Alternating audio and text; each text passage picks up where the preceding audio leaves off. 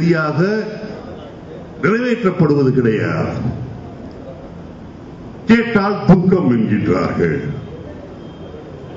மிகப்பெரிய நம்முடைய சொந்த உறவுகள் இறந்தாலே இந்த காலத்தில் 18 நாள் 40 நாள் செய்யக்கூடிய காரியங்களை 3வது நாள் செய்துவிட்டு வேலையை பார் என்று போய்கொண்டிருக்கின்ற இந்த உலகத்தில் செய்த குற்றத்திற்காக ஒருவர் மாநிலம் தாண்டி இன்னொரு மாநிலத்திலே சிறைவெட்ட காரணத்தால் துக்கம் கொண்டாடுகின்றீர்களே, கொஞ்சம் தமிழகம் வினோதமான அரசியல் கட்சிகளை கொண்ட நாடுதான். போதும், துக்கம் கொண்டாடியது போதும். பல விஷயங்களை நாங்கள் உங்களிடமிருந்து கற்றுக்கொண்டோம். கண்ணீர் விடாமல் அழுவது எப்படி என்பதை இந்த அமைச்சர்கள் பதவியேற்ற போது கற்றோம். அத்தனை பேரும் மூக்கை சிந்தினார்கள், அத்தனை பேரும் கேவி அழுதார்கள். ஆனால் பார்த்தேன், எந்த கண்ணிலும் ஒரு சொட்டு கண்ணீர் கிடையாது. அழுவதென்றால் கண்ணீர் தானே முதலில் வரும். சளி பிடித்தால் மூக்கிலே தானே முதலில் ஒழுகும். மூக்கிலே ஒழுகாமல் ஒரு சளி இருக்க முடியுமா? கண்ணீர் விடாமல் ஒரு துக்கம், ஒரு அழுகை இருக்க முடியுமா? இருக்கும். வேண்டுமென்றால் இந்த அமைச்சர்கள் பதவியேற்ற நிகழ்ச்சியை மீண்டும் தொலைக்காட்சியிலே போட்டு பாருங்கள். கண்ணீர் விடாமல் இந்த உலகத்திற்கு அழுவது எப்படி என்ற வித்தையை கற்றுக் கொடுத்த மனிதர்கள் அந்த தெரிவார்கள். அரசாங்கம் மக்களுக்கு ஒன்றும் செய்யவில்லை.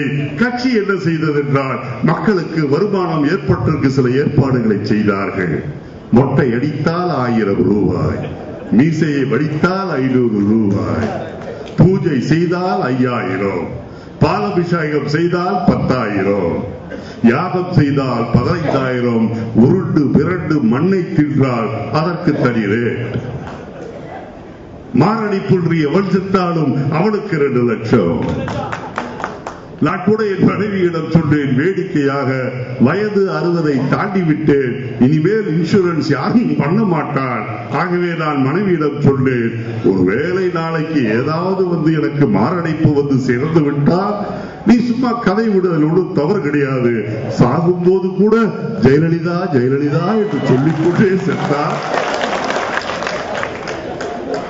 ஏனென்றால் அப்படி சொன்னால் ஒரு 2-3 லட்சம் இனாமாக வரும். அனாமத்தாக வருகின்ற பணம் தானே, வாங்கிக் கொள்ளலாம். இதில் ஒன்றும் தப்பு கிடையாது.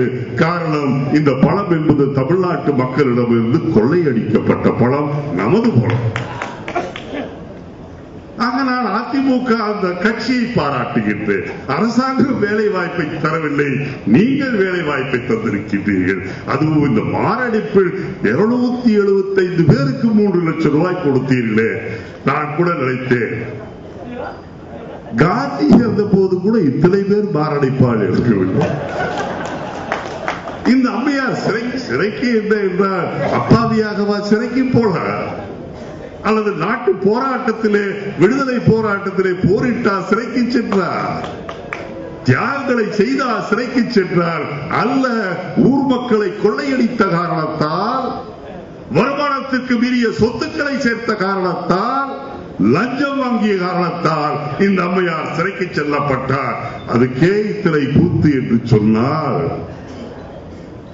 பரவாயில்லை, ஏதோ மக்களுக்கு மொட்டை அடித்தால் கூட ஒரு 1000 ரூபாய் தர முடியும் என்ற ஒரு நிலைமையை உருவாக்கியதற்கு அந்த அதிமுக அரசுக்கு நன்றி சொல்லவில்லை என்று சொன்னாலும் கூட அதிமுக கட்சிக்கு நான் நன்றி சொல்ல விரும்புகின்றேன்.